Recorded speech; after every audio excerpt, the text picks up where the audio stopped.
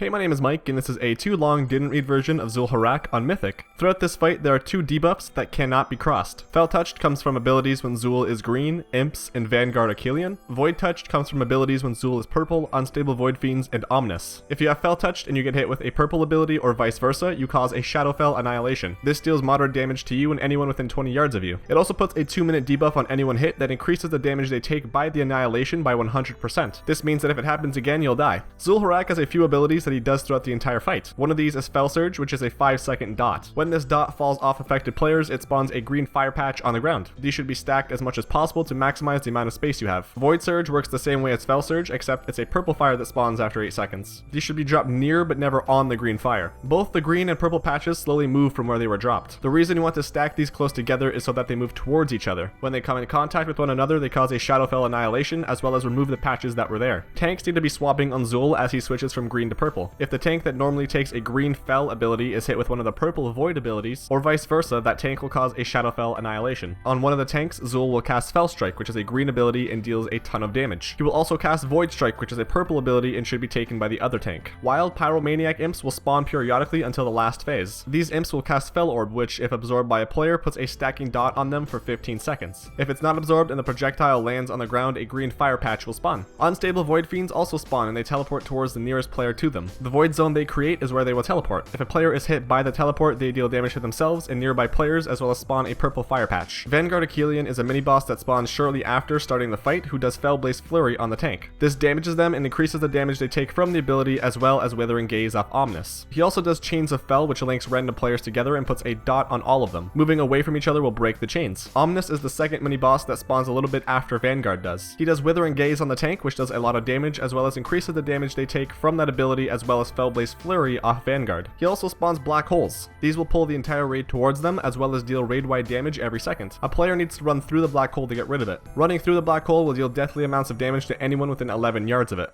When both Achillean and Ominous die, Xhul'horac empowers some of their abilities and starts using them. Empowered Chains of Fell causes a high damage explosion to occur on the players when they break their chains. It also deals damage to anyone within 5 yards of them. The player that runs through the empowered black hole will receive a debuff on them. This increases the damage they take from the explosion by 1000%. At 20% health, Xhul will stop spawning ads. In addition to all of his abilities, he will now deal raid-wide damage every 10 seconds. When he does this, he will deal 20% more damage, which will increase every 10 seconds with the raid-wide AoE. For this fight, my guild used 3 tanks. With 3 tanks, we were able to have 1 tank focus only on the boss. We positioned the raid so the boss and melee were all together. We had the ranged a fair distance away so that the Void Fiends weren't ever too close to melee. We then had a separate ranged group. This was for the Chains of Fell, as this ability targets the furthest group of people. This group consisted of hunters, shadow priests, and mages. When the chains went out, they were able to feign death or spectral guys, which made the chains fall off. When they fell off, they went to the next target. They would drop target until it went on the mages, who would then use Evanescence to make the chains not appear at all. We had a few Death Knights in the group who alternated gripping the imps onto the boss when they spawned.